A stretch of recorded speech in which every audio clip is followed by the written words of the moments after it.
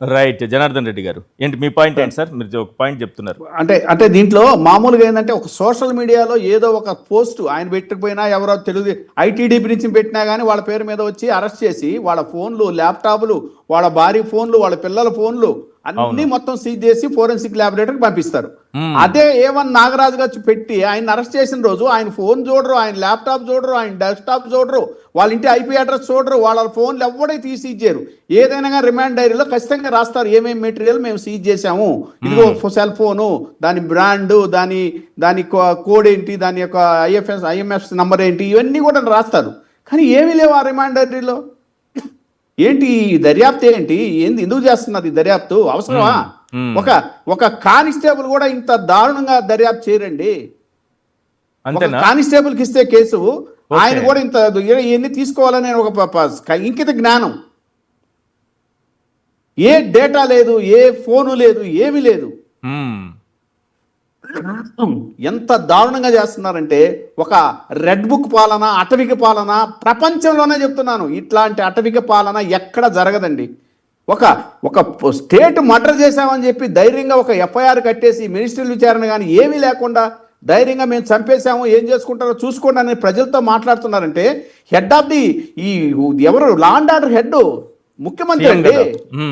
ముఖ్యమంత్రి ఆయన రావాలి ముందుకి. నో, ఎవరైనా కానీ దీంట్లో ఎవరినున్నా బయటకు లాగుతాను, let issue GO to CBI తీసుకోండి. ఇంతకుముందు చేయలేదా? ఇంతకుముందు ప్రభుత్వం ఉన్న పెద్దలు చేయలేదా?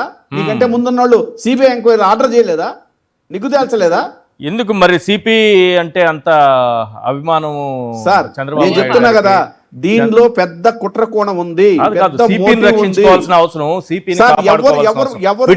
ఏమన్నా ఉందా వీళ్ళ మధ్యలో? సిపిని ఎందుకు కాపాడుకోవాలి సీఎం? సార్ పెద్ద తలకాయల్ని కాపాడేదానికి చేసే ప్రయత్నంలో వీళ్ళంతా బలి పశువులు, పాత్రదారులు. అది చెప్పండి ఓపెన్ గా. ఎస్, మీ అనుమానాలు ఉన్నాయి, ఇన్ని అనుమానాలకు మేము కట్టుబడి ఉన్నాం. ఎస్, లెట్ సిబిఐ లేదా ఒక జ్యుడిషియల్ ఎంక్వైరీ, ఒక రిటైర్డ్ హైకోర్టు జడ్జి, ఒక రిటైర్డ్ సుప్రీంకోర్టు జడ్జికి ఇచ్చేయండి. కాళేశ్వరంలో పక్క రాష్ట్రంలో తెలంగాణలో ఇవ్వలేదా రిటైర్డ్ సుప్రీంకోర్టు జడ్జికి ఏదో జరిగిందంటే? అంతే కదా, ఏమవుద్ది? ఇవ్వండి, మీరు మీ నిజాయితీని నిరూపించుకోండి. సార్ ఇదేంటి సార్, ఇది ప్రైవేటు వ్యక్తులు కూడా ఇందులో భాగస్వామ్యం అయ్యారని సురేష్ అనే వ్యక్తిని అదుపులోకి తీసుకొని ప్రశ్నిస్తున్నారు. అంటే బయట వ్యక్తుల్ని కూడా ఇందులో వాడుకోవడం ఏంటి? పోలీస్ డిపార్ట్మెంటు బయట వ్యక్తులకు అవకాశం కల్పించడం ఏంటి? హత్యలో వాళ్ళ పాత్ర ఉండటం ఏంటి? సార్ ఇప్పుడు ఈ ముఖ్యంగా ఉండేటువంటి ఈ లంచగొండితనాలన్నీ కూడా ఎక్కడ ఉంటాయంటే జనరల్గా మాకు తెలిసిన పరిభాషలో రెవెన్యూ డిపార్ట్మెంట్ రిజిస్ట్రేషన్స్ ఆడ కొందరు బ్రోకర్లను అడ్డం పెట్టుకొని రిజిస్టార్లు ఎలా డబ్బులు సంపాదిస్తారో తెలుసు. అదేవిధంగా ఈ హోమ్ ఏదైతే ఈ స్టేషన్స్ ఉన్నాయో స్టేషన్లో కూడా ఈ బయట ఏమంటారంటే వాటిని పైరవీలు చేస్తుంటారు అనమాట. ఆ కేసు ప్రైవేట్ కేసు, ఆ దందాలు చేస్తుంటారు. వాటిని కూడా ప్రైవేట్ వ్యక్తులు కొందరు ఆ ఇన్స్పెక్టర్కి చాలా క్లోజ్గా ఉంటారు. సో ఇది కేవలం ఒక రెడ్ బుక్ రాజ్యాంగంలో ఉండేటువంటి ఒక అధ్యాయం, ప్రాథమిక హక్కులు. ఇవన్నీ కూడా ఆ రెడ్ బుక్ రాజ్యాంగంలో ఉన్నట్టు ప్రాథమిక హక్కులు అనమాట. ఎన్ని స్టేషన్లో బ్రోకర్లు, ఇవి లంచాలు, ఇవి ఇంతే, అంతకంటే ఏమి లేదు. రెడ్ బుక్ లో ఉంటే ప్రాథమిక హక్కులుగా మనం చెప్పుకోవాలి. రైట్. సురేష్ గారు,